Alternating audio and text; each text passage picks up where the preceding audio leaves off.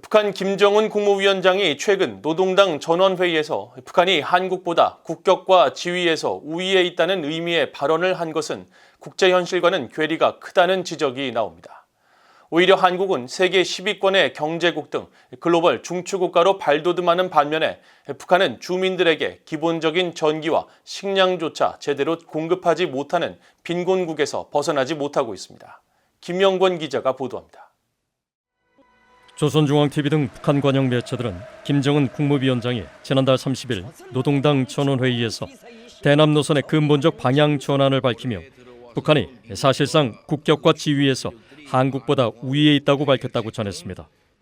김 위원장은 연설을 통해 우리가 동족이란 수사적 표현 때문에 미국의 식민지 졸개에 불과한 괴이한 족속들과 통일 문제를 논한다는 것이 우리의 국격과 지위에 어울리지 않는다고 말했다는 것입니다. 하지만 이 같은 주장은 국제 현실을 숨기는 과장된 발언입니다.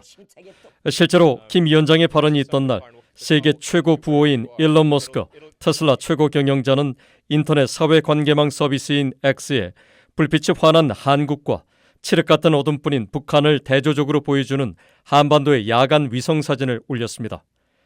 블룸버그 통신의 2023 억만장자 지수 집계에서 순자산 2,320억 달러로 세계 최고 부자에 다시 오른 머스크는 이 사진에 낮과 밤의 차이란 제목을 달면서 미친 아이디어, 한나라를 자본주의와 공산주의 체제로 반씩 나눠 70년 뒤의 모습을 확인해보자고 말했습니다.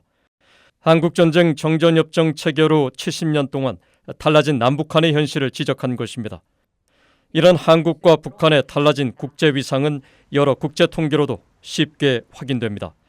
국제에너지기구 IEA와 세계은행 등 5개 국제기구의 공동보고서에 따르면 북한은 2017년 기준 인구의 44%만이 전기를 공급받지만 한국은 인구 100%가 전기를 24시간 사용하고 있습니다. 한국통계청이 지난달 발표한 2023 남북 주요 통계 지표에서도 북한의 발전 전력량은 2022년 기준 264억 킬로와트시로 5,944억 킬로와트시인 한국과 22.5배의 격차를 보였습니다. 유엔은 또 지난해 발표한 연례 2023 세계 식량 안보와 영양 실태 보고서에서 북한의 2020-2022년 사이 영양 부족 인구는 1,180만 명으로 2004년에서 2006년 기간 기록된 830만 명보다 350만 명이 증가했다고 발표했습니다. 김 위원장은 과거 연설을 통해 주민들의 식량난 등 경제 문제를 해결하겠다고 했지만 오히려 민생은 더 악화된 것입니다. 우리 인민이 다시는 허리띠를 조이지 않게 하며 사회주의 부귀영화를 마음껏 누리게 하자는 것이 우리 당의 확고한 결심입니다.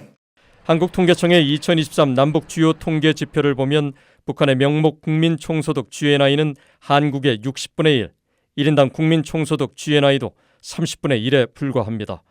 무역총액 역시 2022년 기준 북한은 15.9억 달러로 1조 4,150억 달러를 기록한 한국과 무려 890배의 격차를 보였는데 이 같은 한국의 높아진 국제 위상은 조 바이든 대통령 등 국제 지도자들의 발언을 통해서도 확인할 수 있습니다. The way the Korean people have transformed your country, Mr. President, through courage and hard work, is one of the most prosperous and respected nations in the world, is testament to the boundless possibilities our people can achieve when we do it together. 그 밖에 한국은 K-팝, K-드라마 등 한류 문화에서도 세계적으로 관심을 받는 등 글로벌 중추국가로 발돋움하고 있지만 북한은 세계 최악의 인권 탄압국 중 하나로 매년 유엔 무대에서 결의안 채택 등으로 지탄을 받고 있습니다. VOA 뉴스 김영권입니다.